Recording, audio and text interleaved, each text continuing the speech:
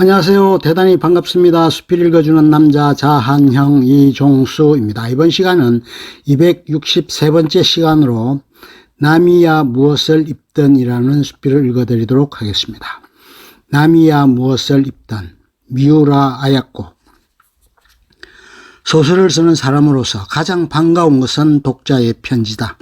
길은 여기에가 출판된 이후 하루에 10통가량은 독자의 편지가 날아든다. 나는 편지의 격려를 받고 다시 새 작품을 구상하게 되는 셈이지만 때로는 격려라고 생각할 수 없는 편지도 있다. 작년 봄이었던가 사랑하며 믿으며에 대한 팬레터가 많이 오던 무렵이었다. 한 젊은 여성으로부터 편지가 왔다. 역시 감격한 편지려니 하고 나는 기분이 좋아서 봉투를 뜯으니 나의 생각과는 정반대의 글이었다. 정면으로 칼을 들이대는 말들이 늘어서 있었다. 사랑하며 믿으며를 읽고 우롱당한 느낌이 들었습니다.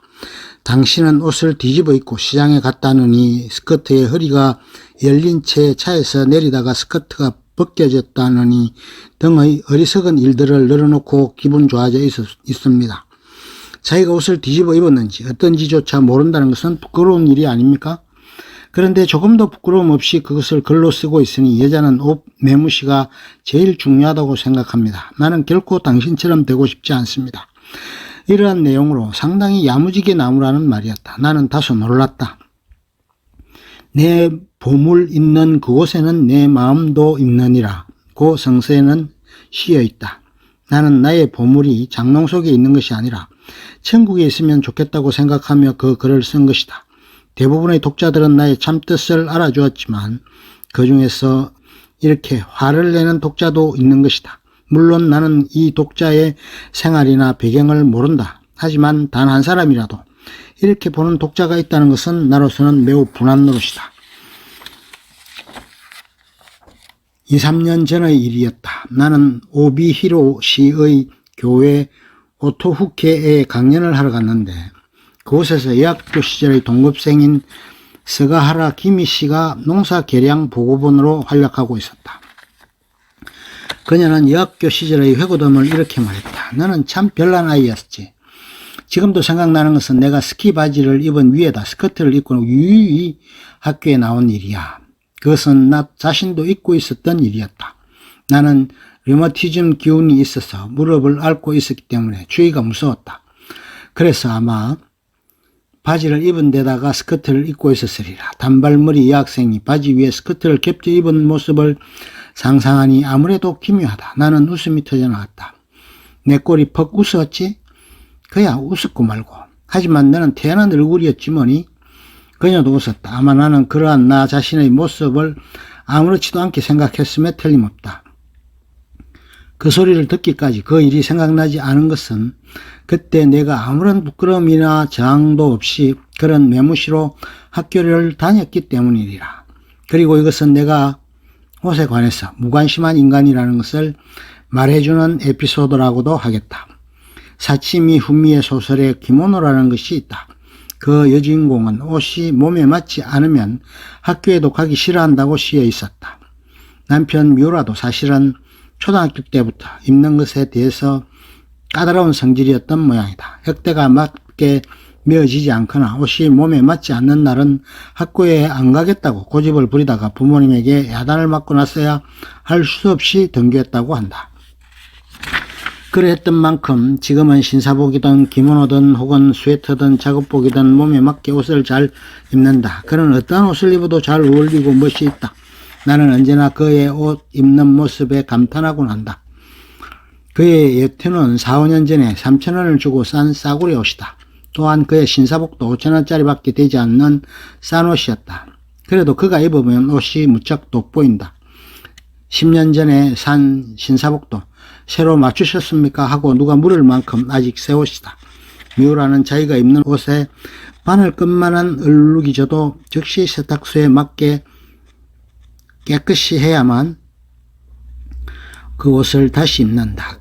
빵을 먹을 때는 빵 부스러기가 바지 위에 떨어지지 않도록 자세에도 신경을 쓴다. 그리고 밖에 나갔다 돌아오면 바로 옷을 갈아입는 것은 물론이다. 나는 참 대단한 일이라고 늘 감탄한다. 그 반면에 나는 어제 산 옷도 단박에 3년 전에 산 고물로 만들어버린다. 갈아입을 줄도 모르고 얼룩이 져도 거리끼지 않는다. 아무래도 나의 마음은 입는 것에 향해 있지 않은가 보다.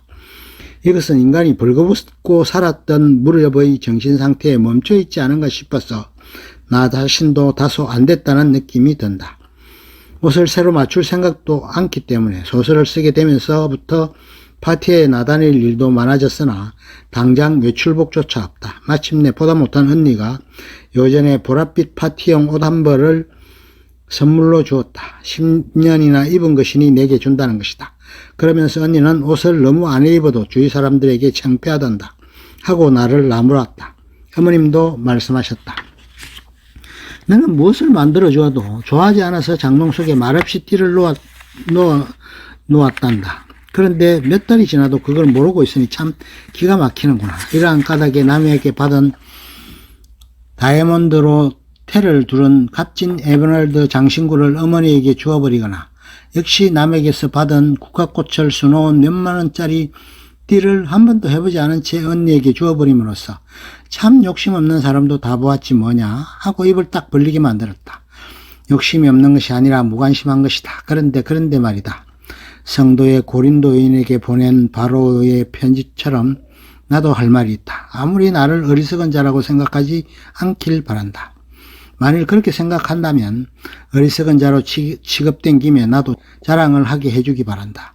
지금 하는 말은 주에 의해서 하는 소리가 아니라 어리석은 자처럼 자기 자랑을 믿고 하는 소리다. 여러 사람이 육신에 의해서 자랑하고 있으니까 나도 자랑하리라. 당신들은 현명한 사람들이니까 기꺼이 어리석은 자를 참아주리라. 내가 입는 것, 몸에 두르는 것에 집착하지 않는다는 것은 나의 장점 중에 하나라고 자랑해도 좋지 않을까. 예수님도 마테오 복음서에서 이렇게 되풀이하여 말씀하셨다. 몸에 무엇을 걸칠까 하고 염려하지 말아라. 제7장 25절. 어찌하여 옷걱정을 하느냐. 제7장 27절. 그러므로 내가 옷에 집착하지 않는 것은 정말 자랑할 만한 일이 아닌가 하고 말하고 싶어지는 것이다. 그러나 이렇게 생각하다가도 나는 잠깐 다시 생각해야겠다 싶어진다. 옷도 역시 신이 내주신 것이다. 신이 주신 것을 아무렇게나 다뤄도 좋단 말인가. 역시 미우라처럼 밖에서 돌아오면 바로 갈아입고서 될수록 더럽히지 않도록 조심하며 10년 전에 해입은 옷도 새로 해입은 옷처럼 보이도록 아껴야 하지 않을까 생각한다. 나처럼 옷 매무새 무관심회 회장이라고 불릴 정도로 복장에 무관심한 것도 결코 칭찬받을 일은 아니다. 중요한 것은 주어진 옷을 아끼면서도 그것에 집착하지 않는 일이다. 결혼한 해의 일이었다. 미우라의 신사복 한 벌을 세탁소에 갖다 주었더니 며칠이 지나도 도무지 가져오지를 않았다. 그래서 전화를 재촉하니 도둑이 들어 잃어버렸다는 것이다. 색깔이며 옷감이며 상당히 좋은 것이었으므로 나는 매우 아까운 생각이 들었다. 그러나 세탁소에서는 미안하다고 사과하러 오지도 않았다. 나는 분개하여 변상시켜야겠다고 생각했다. 미우라에 대해서도 미안하기 짝이 없는 노릇이었다. 옷이라면 다시 없이 아끼는 미우라가 아닌가. 마음에 드는 그 신사복을 도둑 맞았다고 하면 얼마나 낙심하랴. 나는 미우라에게 모든 사실을 말하였다. 그런데 뜻밖에도 미우라는 세탁소 주인을 너무 문책하지 말아요. 변상시키지도 말고 하고 말했다. 그 옷이 아깝다고도 하지 않고 세탁소 주인이 조심성이 없다고도 말하지 않았다. 이제 나는 다시 말한다. 미우라처럼 옷을 아껴 입고 집착하지 않을 것을. 이것이 옷에 대한 태도여야 한다.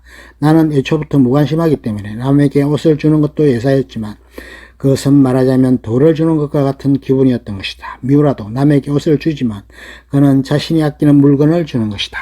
미우라야말로 진실한 의미에서 입는 것에 대해 자유롭다고 말하고 싶다. 입는 것을 아끼면서도 그것에 집착하지 않는다는 것은 그 사람의 모든 생활에 관계되는 일이다. 입는 것, 먹는 것, 사는 것, 즉 의식주라는 눈에 보이는 현실적인 생활 속에서 건면하고 주의 깊게 살아가면서도 결코 그것에 집착하지 않는 것. 신을 위해서는 그 자리에서라도 그물을 내던지고 예수를 따라 나선 그리스도의 제자처럼 온 생활을 신에게 바칠 수 있다는 것. 자유로운 순정의 생활이야말로 진실로 소중한 것이다. 나는 내가 자랑할 수 있다고 생각한 옷에 대한 무관심도 실은 내용이 따르지 않은 무관심이라는 것을 새삼 알게 되어 다소 쓸쓸한 느낌도 드는 것이다. 끝. 좋으면 좋아요, 구독 눌러주세요. 감사합니다.